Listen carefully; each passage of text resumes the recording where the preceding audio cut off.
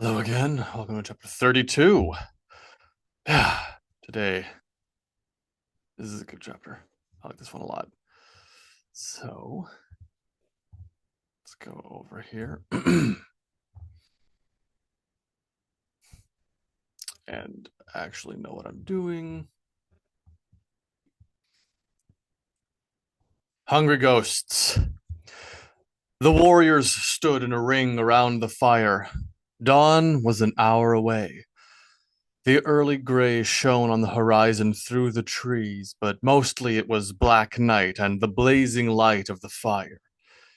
Snow drifted lightly in the darkness. The drums boomed all around them as the humans danced in the bright darkness. They chanted together, beat, chant, beat, chant, hoo, boom, ha, boom, hoo, boom, ha.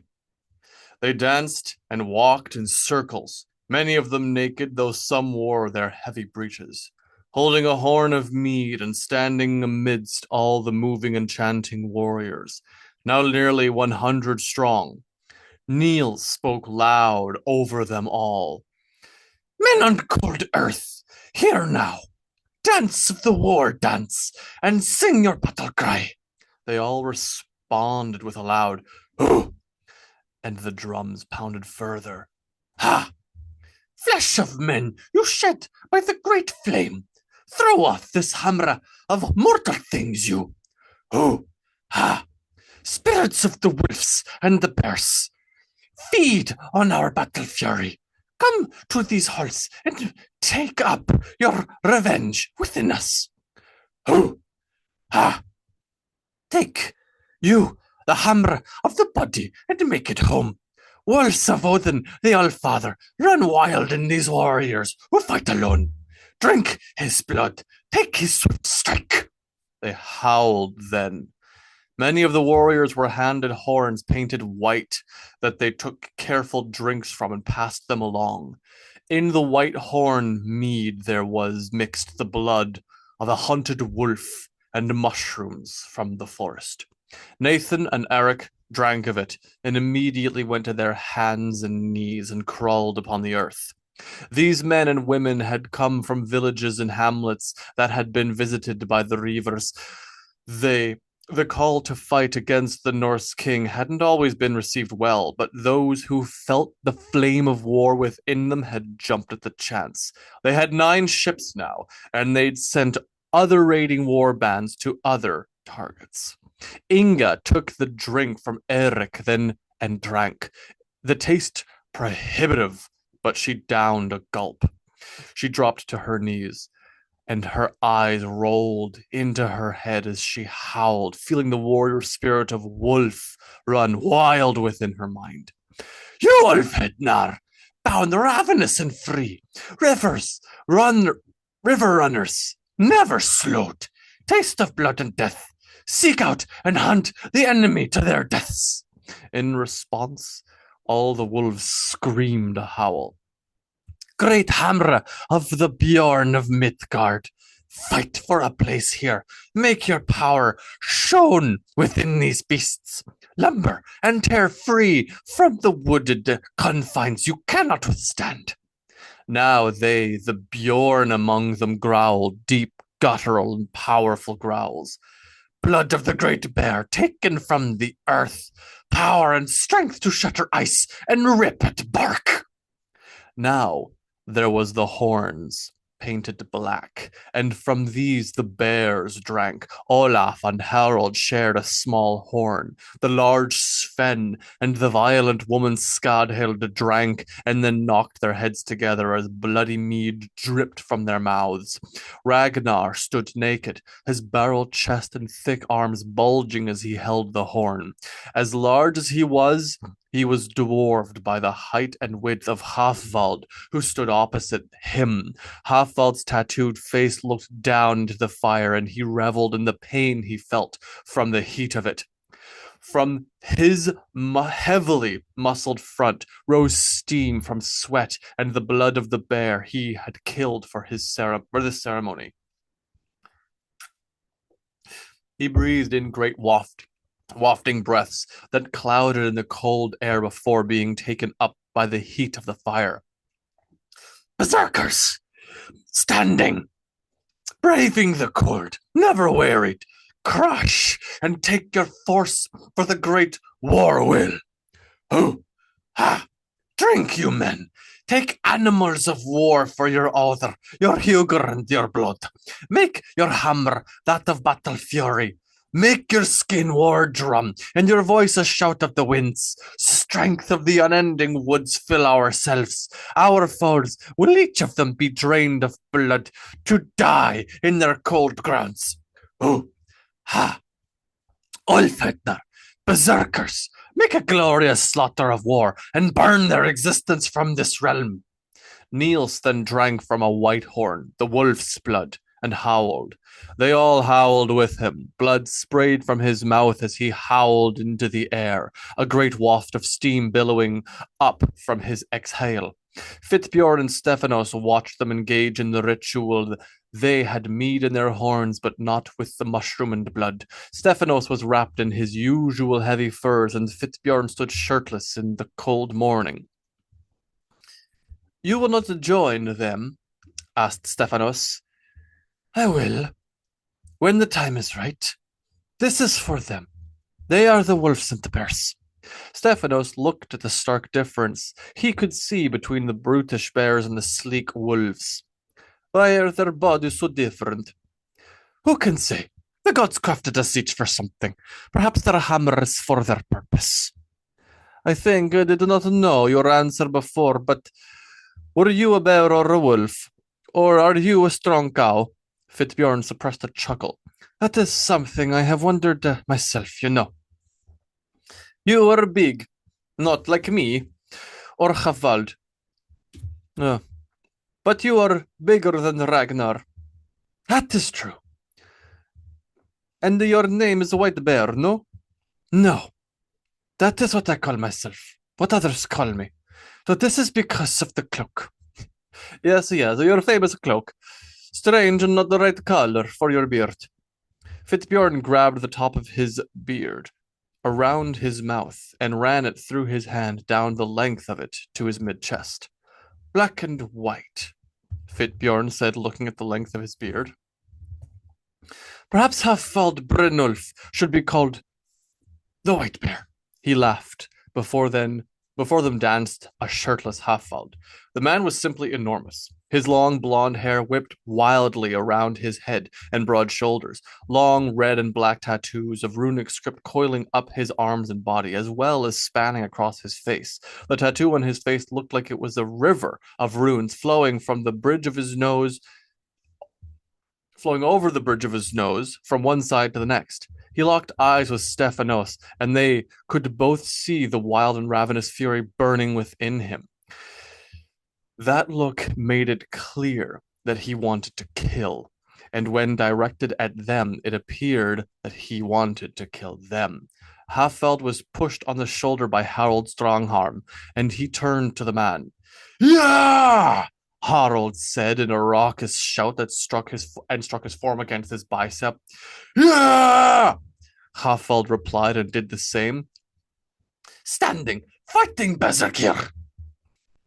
Harold shouted, and Hafald replied the same. A howl then came from their right, and Neil stood there crouching and snarling at them. Hafald and Harold looked at the vicious wolf and stood shoulder to shoulder. They leaned forward and stood like an immovable wall. Forward, the wolf dashed as the bears put their hands to the ground and ran for him. Niels jumped high and put his hand on both their backs as he soared over them and then rolled along the ground behind them. He howled again when he was done the move and raised triumphant fists to the air, arms reddened in blood. This is quite excited Niels is getting, you think. Niels danced around the fire with the horns still in his hand, spilling mead and blood everywhere. Fury has risen in him. The enemy will feel the teeth of his steel this day. Fitbjorn! Shouted one of the warriors.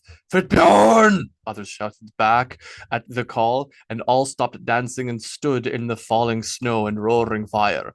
Drink! Wolf! shouted Niels, and he approached with the white horn for the wolf blood. No, shouted Havvold. He approached with the black horn of the Bjorn. Berserkir is this one. Ulfheders he.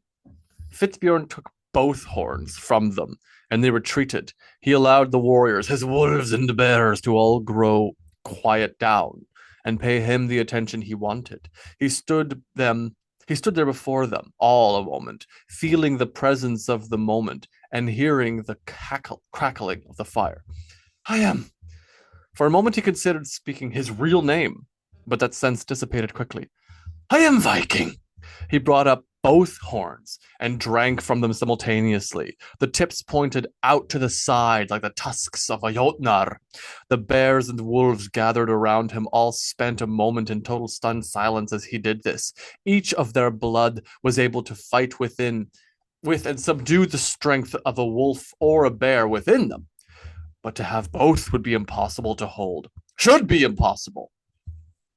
Fitbjorn had chosen to take the Hamra of the Berserkir and the Ulfhednar. They weren't certain if it would destroy him, or if he could tame both beasts to become their power. Slowly they started to grow provoked with the boldness and resumed their wild, furious excitement. They howled and shouted and roared together in celebration as he chose both. He drank as much as he could, which, given their flavor, was not much, and he strode forward. As he approached the fire, he cast both horns aside and spattered the rest of the mead there onto the ground. A bloat for the Vetir to join in their rampaging. The Viking breathed hard as his body struggled to regurgitate the vile drink, and he fought to keep it within him. He closed his eyes. He knew what was happening. The power of the wolf and the bear were fighting each other, and his own lick for dominance. He would need to force his own will and domination over the spirit of a bear and a wolf at once. It was a foolish thing to do, but bold enough for the leader to do. Odin's wisdom, Niels began. Thor's mighty strength. Others joined in the chant now, following after he spoke. Freya's warring nature and Frey's great virility. Idun's youth, by the great power of the gods and the fates woven for us all. He dropped to his knees, and many joined in with him. Valkyrier battle maidens high, come and see my conquests. See my war, and ready a place for me at the mead hall. Till Valhall, one shouted. Till Valhall! Everyone else joined, even the Christians. Still did they believe in their heaven, but the time and place called for a sharing in the spell being made. One of the warriors, on his hands and knees in the dirt, vomited red on the ground. He breathed hard as those around him patted him on the back. This ritual was a shared energy they all had. In vomiting, he'd released some of the errant energy, and they would show him thanks for this. The black and white raider knelt too close to the fire. He could feel the heat of it, too hot. It must surely sear away the flesh from his lick. But that is exactly what he needed to do. He was sweating, not only for the heat, but for the wild rage he felt growing as he fought. The spirits of the bear and wolf still raged within him, but he was winning over their power.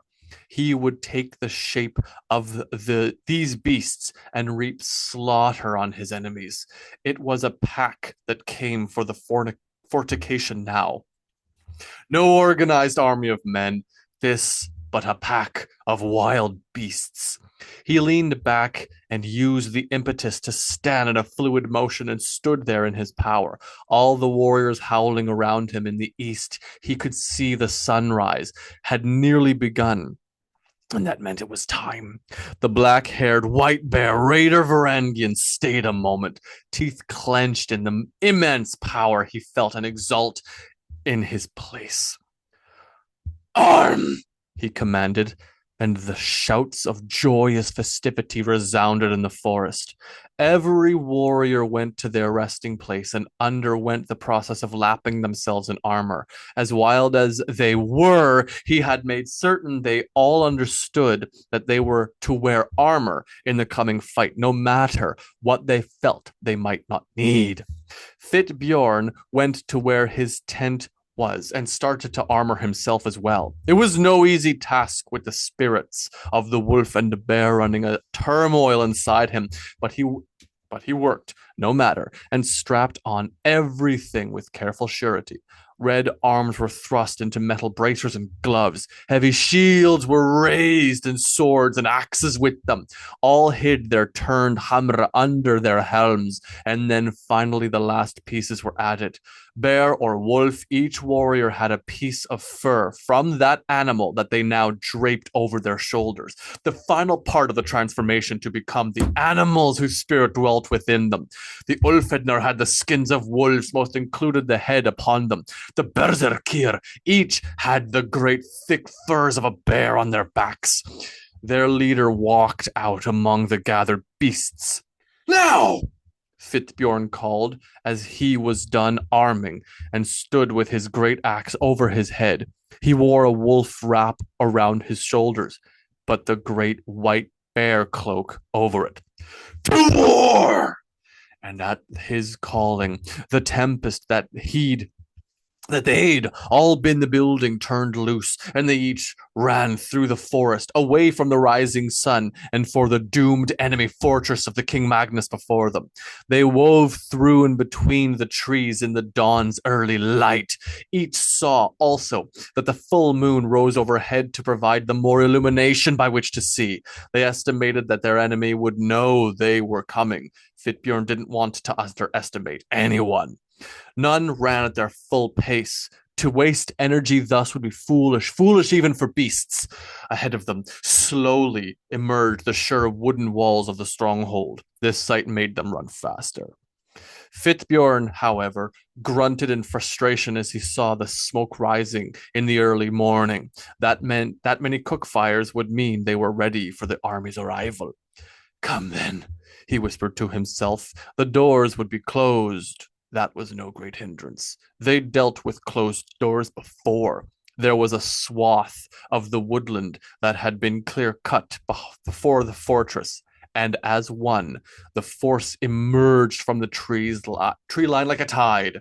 A mass of barbarians bristling with weapons and steeped already in the blood of their glod. The enemy already knew and were ready, prepared for their coming. Arrows began to fly from the wall top, and they all raised shields or sought another who had one to hide from the flying deaths.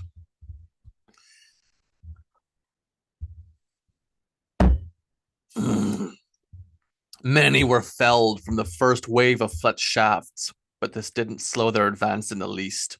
They reached the base of the walls and started to climb. The approach was difficult and the ascension would be more so, but their sheer number and ferocious pace guaranteed success.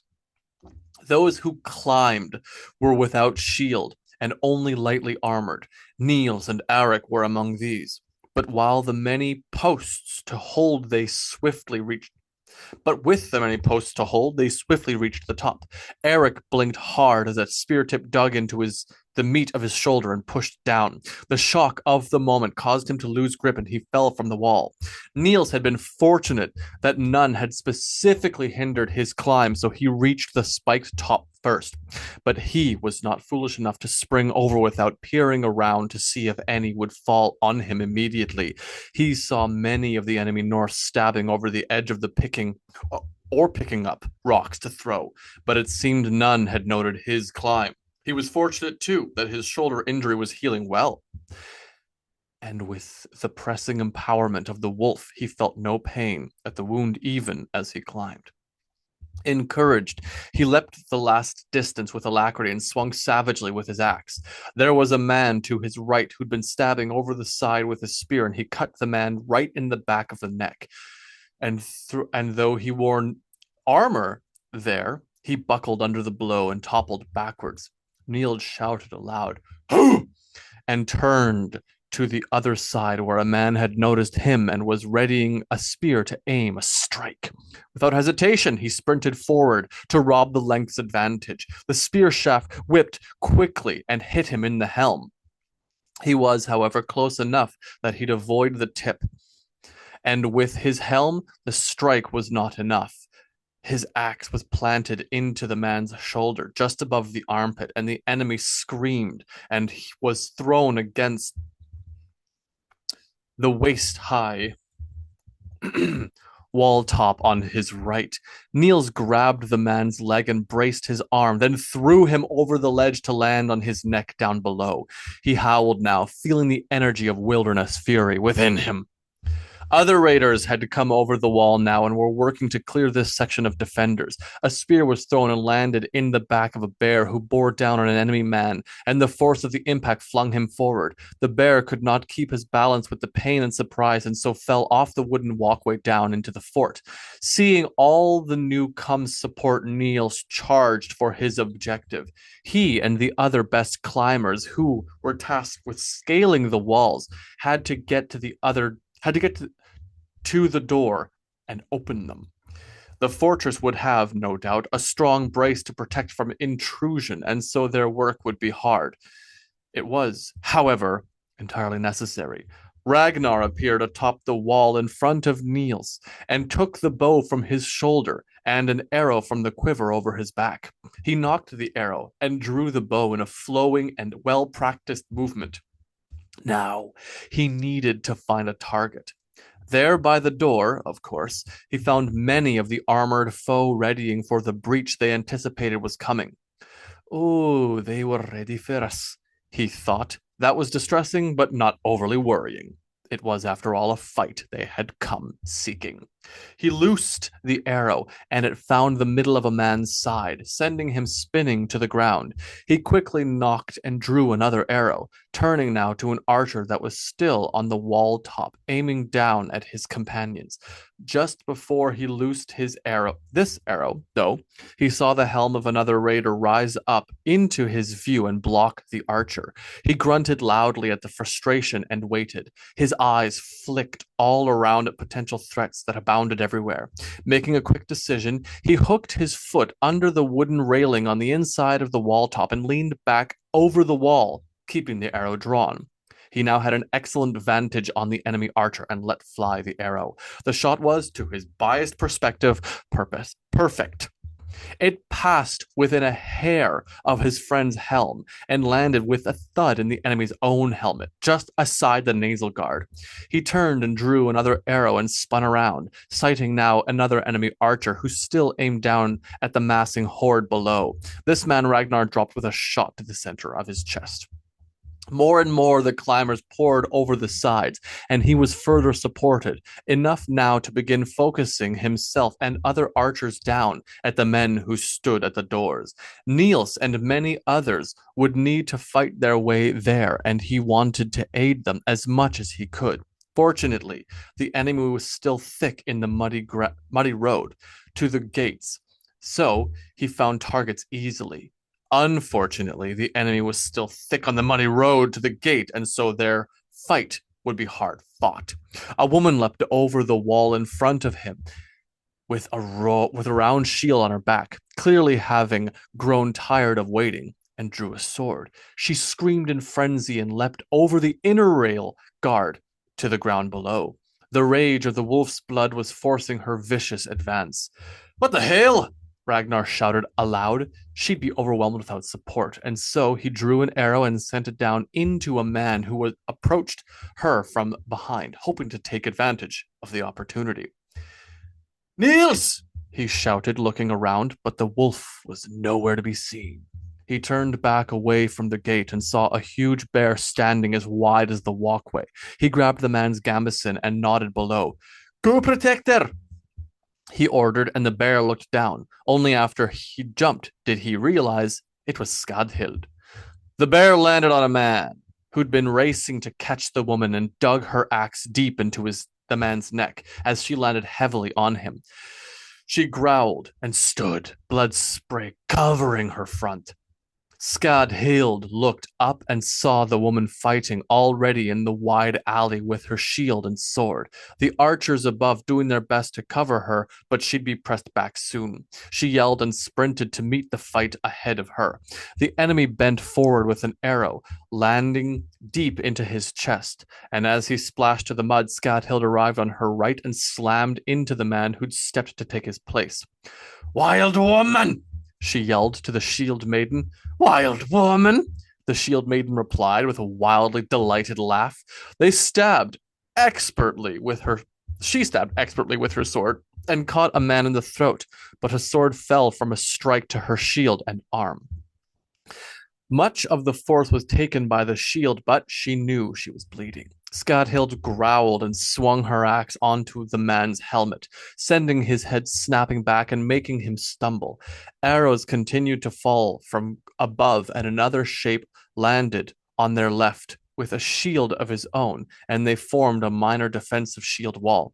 Warriors were leaping and climbing down to the ground on the other side of the men who formed up before her, and she knew they would be cut down quickly. They needed only to hold formation and fight. She batted aside a sword blow and struck with an instant return strike, slicing into the man's neck between the helm and gambeson. With a roar, she rushed forward and bowled over three men who were completely unprepared for such a dash. Skadhild managed to keep standing, but those who were on the ground were swiftly killed by the raiders in front of her and behind her. She stood there in the alleyway between the wall and the first of the wooden buildings. This victory was done. To the gate! She shouted, thrusting her axe forward, and all obeyed. From the side of the gate and beneath the walkway overhead came a straight and strong shield wall. They walked in careful advance, and arrows flew over their heads to distract the attack at the enemy. The defending force there had formed their own shield wall and were stopping more arrows they then got through. Their efforts, however, were undermined when the raiders who'd climbed on the far side of the gate won their hold and started to rain death down on them. Retreat to the gate! One of them called frantically, and they backed away from the open street that led to the center of the fort. They made a strong defensive stance around the still closed gate and held their shields in a semicircle and overhead. Damn it! Skadhild grunted to herself. This is what she had suspected but hoped would not occur. They would kill them, all of them. But then they would need to clear away those bodies and weapons and shields before getting the gates opened. This would give the enemy time to organize behind them and attack from a place of advantage. As well formed as the defending shield wall was, arrows still got through. This weakened the protection, allowed more openings, and these were taken to fell more shield bearers. Their doom was inevitable, but their presence would still be burdensome. Damn it! Skadhild repeated to herself. She struck out to keep the front-facing shields from turning up to guard against the arrows, thus hastening the process, but only a little. Come here! She shouted, and reached into the press of shields to grab the cloth shirt of one of the men who bore a shield, but she found a moment of separation to take advantage of, and that wrenched him out. She threw him to the ground behind her, knowing that he would be hacked apart. Get to that gate! She shouted in command. She then stepped behind the shield wall that the raiders had made and strode left, hoping to find a place between the defenders and the gate that she could wedge herself into and push them back. Another group of raiders organized on the other side of the desperate north, and this put a stop to any movement they may have attempted. She stepped back and shook her head in frustration. Then shadows started to fall from the wall above them. Skadhild looked up and saw something heavy leap down and land on the shields of the defending enemy, shattering their formation. Others joined as soon as he landed, and they began to tear at the men from within their rank. Hafvald roared.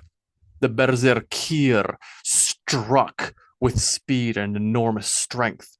The men standing before and around him melted away as he and the others who jumped down made short work of those remaining. He heard the woman Skadhild shouting and trying to organize the removal of the bodies from blocking the gate, but he was in no mood to be doing busy work. There was a war ahead of him and fire within him. Blood rage erupted in his mind as he saw a group of the enemy coming to fight with those who stood at the gate front. The battle had only been raging for a short time, but already so much death had happened. He breathed in the stench of sacrifice and felt himself grow stronger. The beast of a man stepped forward with purposeful confidence and found an enemy who'd come to strike at the unprepared raiders. They had lost. They had lost their backs to the camp, and he thought to make use of this moment. Havald wielded his axe with his right and unsheathed the long sword in front of him. The enemy Norse screamed with a determination and struck at Havald with his sword. He caught the slash with his sword and axe in a cross, and then hooked his axe over the man's shield and pulled it down. The Norse tried to take this moment to cut at Havald's head, but he ducked swiftly, and the blow glanced off his helm. Havald stabbed with his sword and plunged it into the hilt through his neck. Ah! He screamed, and then turned as another man came to stab at him with a spear. He stepped back and twisted his shoulder to evade the point. And as he did so, another spear shot out from Havald's left, and Inga slew the man with a straight thrust through his mouth. Havald grinned at her and stepped to her side. Together they were storm. An arrow landed into Havald's right shoulder, and he looked down at the impact in surprise. "The armor has it!" he shouted, feeling no pain. He lifted his right arm with the axe and shouted again. "Brynolf!" he shouted, and thumped his right fist to his chest. Inga stabbed a man who'd run up to fight them and stopped him where he was. He'd tried to deflect the spear point, but it caught him in the belly, and she stepped into the thrust, forcing him to the ground. Havald walked up beside her, covering her advance. More warriors also came to their place of battle in the street. Another spear came stabbing for them, and Inga stepped in to try and catch the spearman as he struck, but as her spear lunged out, the man shifted his movement and thrust toward her. Inga's footing was too far forward, her commitment to the stab too deep. She plunged the length of the spearhead into her opponent's neck as his spear stabbed into her chest, just right of the heart. Havald stopped and looked to the left, to where Inga gasped in shock and lowered to her knees with tears in her eyes. With a quick motion, he decapitated the man who'd struck her, and he knelt to catch her before she hit the ground. "Havald!" she coughed. No blood came out of her mouth, but he knew, and he could tell she knew as well. He took her helm off. Her voice was pained, but there was a look of such appreciative love on her face, he thought perhaps she couldn't feel anything. Inga put a hand to the arrow still in his shoulder, and he noticed the blood there finally. An enemy yelled as he lunged forth and swung a sword for them. Havald still held his axe, and he turned to the right to block the attack. He then kicked out and pushed the man's feet from beneath him, making him slam to the ground awkwardly. Then he brought down the axe in the middle of the man's shoulders, and another arrow struck Havald in the back. He reached up and took off his own helm. "Shields. We need shields," Inga said in a ragged voice. "We need nothing but this. You and me now." He cradled her head and leaned over her. They kissed in the chaos that boiled around them. Other warriors had come and started to cover them finally. An arrow landed on a shield just as it was about to hit Havald again. "Do you remember Sicily?" she asked. "I think about it all the time," he said with tears in his eyes. The arrows that hit his back was bad. He could feel it now. "That little grotto we found, the cheese and the wine, a blanket, a whole day just for us." she said with a sob. We watched the sunset over the waves. I can see the colors of the sky, my Hafald. I never knew the sunset could turn that world that color of purple, he said with a laugh as tears came to his eyes. I think I think I will meet you there, in that place, our place. You wore the yellow and the red silk dress. I think about that day so much. And you, she gasped and laughed. You were nothing. I will remember you like that forever, my love.